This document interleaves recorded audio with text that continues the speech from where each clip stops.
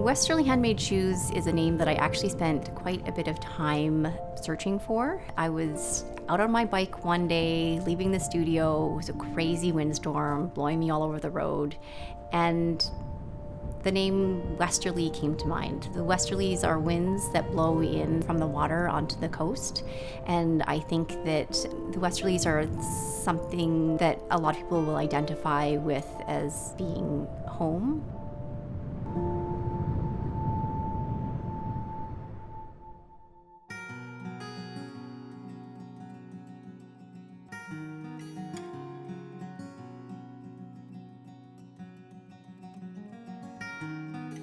It's hard to say why I gravitated towards shoemaking.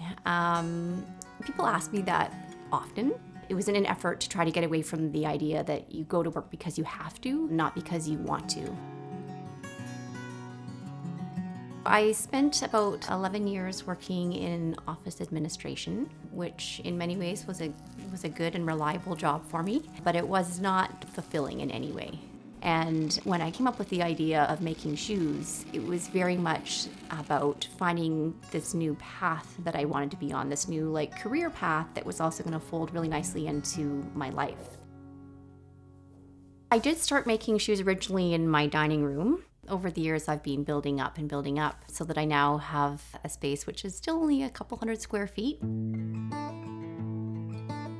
I love being in my studio, which is fortunate because I do spend a lot of time here. There's a saying in shoemaking that the last comes first. The last is the form that the shoe is built on. It's what dictates the style, the heel height, the size and fit of the shoe. And you do need to have a certain number of lasts within your collection to be able to fit to most people coming in. So when I'm creating footwear for us to wear and to move through the world, when I'm choosing my materials, when I'm choosing my construction methods, all of those things go into how can I make this shoe have a long life.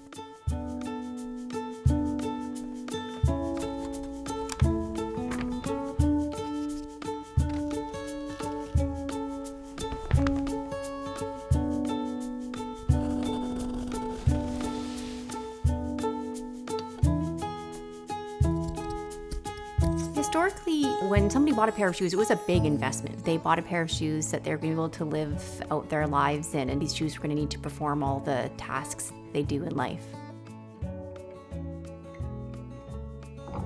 When I'm designing and making shoes, first in my mind is making a shoe that's going to perform well.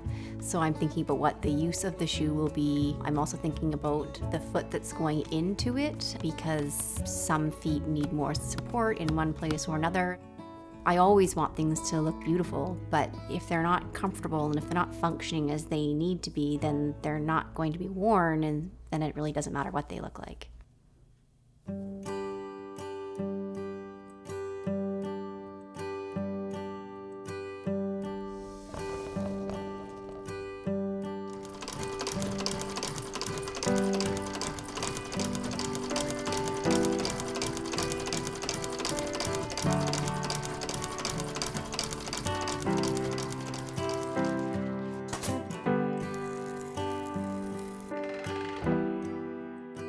The thing about buying and using something that's made by hand is that you're getting so much of the maker's spirit into the design and into the actual production of it. You're getting a whole story that comes with it. And so when you reach for that pair of boots or that bag or the hat, you pick it up with a different sense of what it's worth. It's something that you have a relationship with, and it's something that you want to have a long life with.